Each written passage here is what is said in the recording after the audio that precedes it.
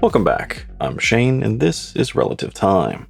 Now, these days I get a lot of requests for reviews from microbrands, but this one immediately stood out. At least once a week I get a request to review a diver, but this is the first time I've seen a diver with the crown at the 12. So my curiosity was immediately piqued, and I agreed to check it out. This is the Narval from Diving Armor, which will be launching on Kickstarter about July 1st. You probably haven't heard of Diving Armor, as they are a newer brand, but they are connected to Pontus, which has been around for a while. You may have also noticed that the sponsored tag was up. Now, this is a prototype that was lent to the channel, but they mentioned if they are successful with their Kickstarter, they'd send me one later. And as this is a prototype, there may be some changes to the final version. So just bear that in mind, and specifically they mentioned that they were trying to fine-tune the end links to work better with aftermarket straps. As you can see, the case design here is a bit different, where the top lug is on a hinge that can rotate. So this is a pretty interesting one, and let's just dive in. So size-wise, we are looking at a 40mm wide watch with a lug-to-lug of about 54.5, which sounds pretty long and is pretty deceiving, as that's going from the bottom lug to the top lug when it's fully extended out. Yet when you're wearing it, the top lug is going to be partially rotated down onto the side of your wrist. So at that point, I think it's more like a 49mm effective lug-to-lug. You're also looking at a total thickness of 13mm, and that's from the custom embossed case back to the top of the single domed sapphire crystal, which isn't too bad for a 200-meter diver. However, this does have some weight to it at around 175 grams, which is enough that you're definitely going to feel it on your wrist, but not so much that it's ever going to bother you. Overall, the Narval is pretty comfortable to wear throughout the day, but as you might expect with this case design, it does feel a little different on the wrist. One thing I flat out love here is the symmetry and the balance you get when you're looking left or right. Yet on the wrist, it's not quite as balanced when you're going top down. In fact, due to the lug rotating down and curving around the upper side of your wrist, it tends to pull the entire watch up in that direction. So while it is still nicely balanced on its bracelet, it's just slightly off center of your wrist. As well as while the center of the watch has a nice 40mm lug-to-lug, it doesn't taper much as it goes outwards, and that also feels a little bit different on the wrist. It's not bad and it's not uncomfortable, it's just different. The case is what really makes this watch different. Moving the crown from the 12 gets it out of the way from the back of your hand, but it does create its own set of challenges, as it's now in the way of the bracelet or the strap, which is why the Narval employs this hinged upper section, as it can rotate out of the way so you can access the crown. Typically, when a chronograph has this configuration, it's referred to as a bullhead, as the two side pushers look like horns. But I'm not quite sure that name applies here, and maybe a better one is a unicorn, which is one reason that the name Narval is very appropriate, as it's French for the narwhal whale, which is really the unicorn of the sea. One thing I didn't realize until I actually got the watch in my hand is that it might be considered an homage to the Triton Subphotique, which was a pretty interesting dive watch from the 60s that also had a hinged upper section. Specifically, the Triton has also recently been reissued, and the case design of the Narval has some distinct similarities. Now, as you can see, it's a very modern case design, which is primarily defined by many blocky angular edges, which seems to contrast a bit with the circular bezel, crown, and dial. Sometimes on your wrist, it almost looks like an older pocket watch that's been mounted on top of a piece of steel. There are a few sharper edges here, but that's almost expected with this case design. Otherwise, I'd say the finishing is pretty good. It's mostly brushed except for a small chamfered edge, which runs down each side from lug to lug. So there are a few small touches of refinement here, yet overall this is very much a rugged tool watch. On the rear, you have a nicely embossed case back with all the particulars. And to be honest, at first glance I thought this was some sort of weird jellyfish. Yet once I got it in the right angle, it was pretty obvious it was an old school diving helmet. Now the hinged lug, or the end link, or whatever you want to call this thing, rotates freely at about 90 degrees. Yet despite that, it feels very securely attached to the case. The design has a notch put into it, so that when it's fully extended, it acts as a crown guard. Yet when it rotates down, you can unscrew it and use the kind of jumbo-sized crown here. Although even with it fully rotated down, it is a little hard to get that crown unscrewed, at least at first. Also, at the very end, there is a standard 22mm space, which is where the bracelet attaches to it. Yet it's also designed that you can take that bracelet out and swap it to a variety of aftermarket straps. The only trick to this, however, is that the space between the case and the spring bars is really tight, and extremely so on the lower lug. So I had a couple of straps that I wanted to try that I just couldn't get to fit in. In fact, I really wanted to try this design with a NATO, but none of my NATOs would feed through. So maybe there's something they can do here for the final production version, but right now it's just something to be aware of. Now, as for the bezel, it looks really good with the watch design, but it's also one of the harder bezels I've ever had to use. It's 120 click, unidirectional, and has a nice black ceramic insert, as well as a nice coin edge on the side. Yet the bezel itself is fairly thin and doesn't stick out at all, so it's really hard to get a good grip on this one. And when you do get a grip, there is a lot of resistance as you turn it.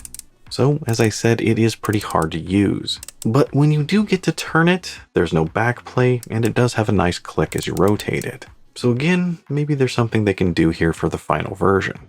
Now, I believe there are going to be 4 different colorways available at launch, with this one as the Meteorite version.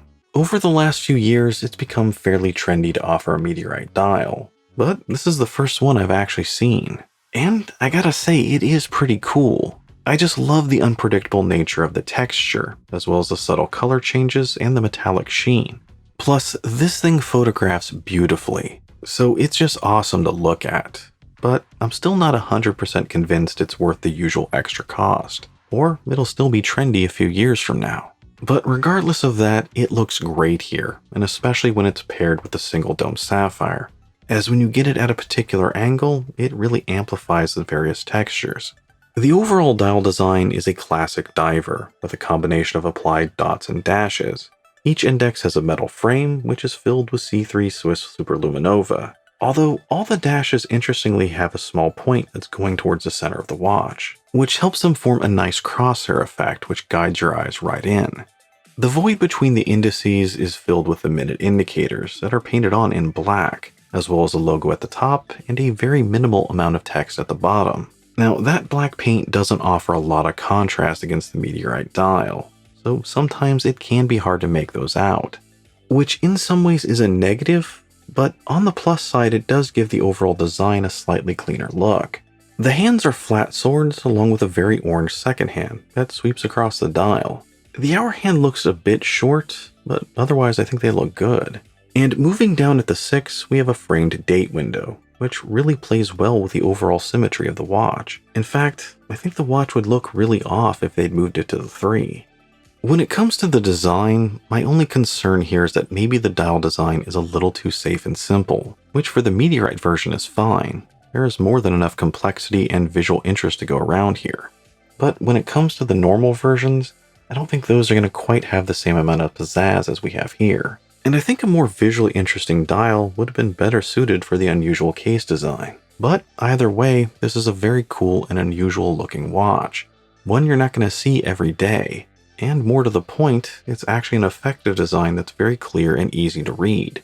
Part of the reason for that may be due to the healthy green glow that's always coming off the indices, which easily stands out against the Meteorite dial, and that's all thanks to the Lume. So you automatically know they did a good job here when it comes to the Lume. In fact, during a comparison test, the hands and most of the dial outlasted a Seiko Turtle, although the bezel faded out fairly quickly. And I thought it was a little odd that the cardinal points on the dial also faded out. So maybe there's something they can do here and just touch it up with a little bit more Lume. Otherwise, it's still pretty good as it is. So let's move on to the movement. Now, Diving Armor decided to go with a Miyota 9015, which these days is one of my favorite movements. It's thin, it has everything you want, and comes in at a slightly cheaper price than Swiss alternatives. Yet, as I usually point out, the rotor can be a little loud. It's not something that bothers me, but I have heard other people mention it.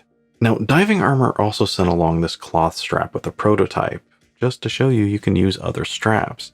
Although I think the Narval looks much better with its bracelet, as it perfectly matches the blocky case. Just like the watch, the bracelet is a brushed stainless steel with a polished chamfered edge, and that edge lines up perfectly with the one that's on the watch head. The end links on the bottom are solid, while you have more of a flat one on the top. The links are solid 3/16 stainless, and they are held together by screws. The bracelet starts out at 22mm before flaring out immediately after the end link, where it then quickly tapers back down to 20mm before the milled push-button clasp. And this clasp does have a diver's extension. I've seen clasps like this before, and while they are a little bit large, they're overall great. And it easily trades that size for the ratcheting mechanism to quickly adjust it throughout the day.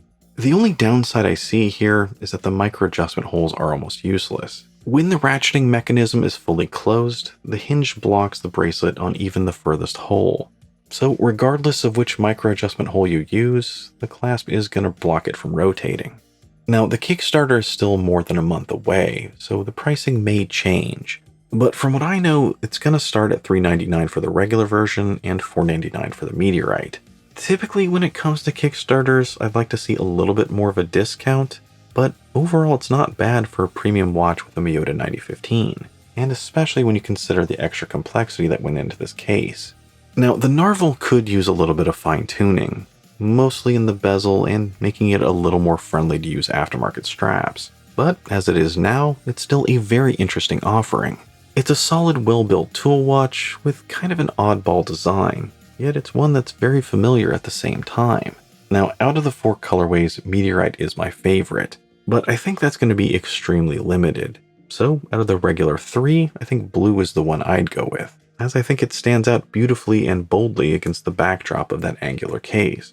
The Narval is definitely one of the more interesting divers I've seen, and at the end of the day, my only real nitpick is with the dial design, where I think a more interesting design would have paired better with this unusual case, and perhaps even a sandwich dial would have looked good here.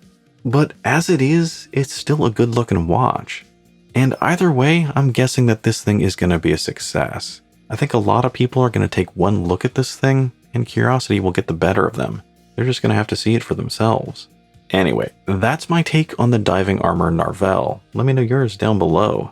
Do you like the design, or is it just a little bit too strange for you? And as always, if you enjoyed the video, don't forget to like, comment, and subscribe. I'm Shane, this is Relative Time, and I'll see you next time.